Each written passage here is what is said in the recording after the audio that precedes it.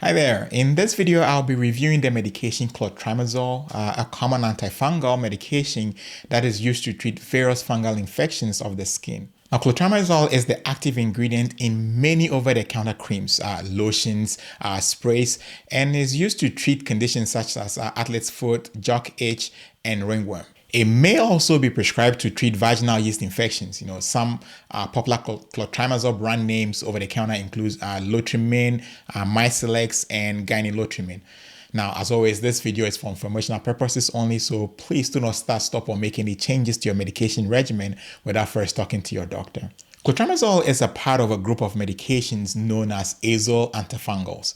Now, fungal infections occur when microscopic fungi multiply on or in the body beyond their normal levels. These infections often thrive in warm, moist areas like between the toes or in skin folds. Clotrimazole works by disrupting the cell membranes of the fungi. Now, you can think of the cell membrane as the skin or the covering of the fungal cell.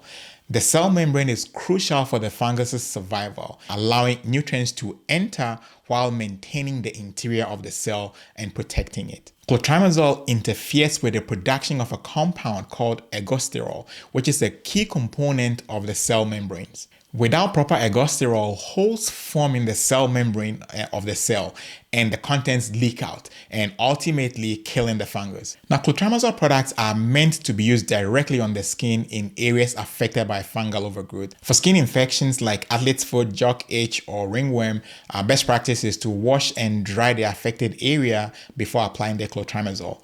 You then proceed to apply a thin layer of the cream and kind of rub it in, until fully absorbed, usually about 2 to 3 times a day. And best practice is to continue use for about 2 to 4 weeks or as recommended by your doctor. Even if the symptoms improve, you don't want to stop too soon. Otherwise, there's a possibility that there may be recurrence. Now, for vaginal yeast infections, insert one vaginal cream or tablet applicator high up into the vagina, usually at bedtime. Typical treatment is about 1 to 7 days, depending on the product that you got or depending on the strength of the product that you purchased. Clotrimazole may also be applied externally to relieve itching. Now, let's talk about some more best practices. First is to wash your hands immediately after application to avoid spreading the infection. You don't want to touch one area and then go touch another area and spread the infection over there.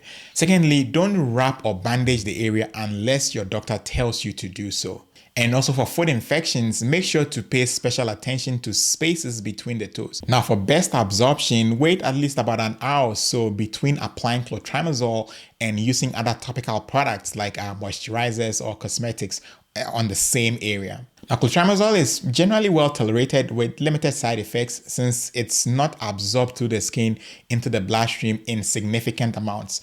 Now, but possible side effects are usually minor and may include burning, stinging, redness, or irritation at the application site. Now, most serious side effects are very rare, but could be a sign usually of an allergic reaction, and therefore those are the kinds that you need to seek medical help immediately. So, for example, if there is severe burning or irritation that gets worse, or maybe if you develop a rash or hives. Certain groups of people also should check with their doctor before using clotrimazole. So, for example, if you are pregnant or breastfeeding, that is one that you want to double check and make sure it is fine.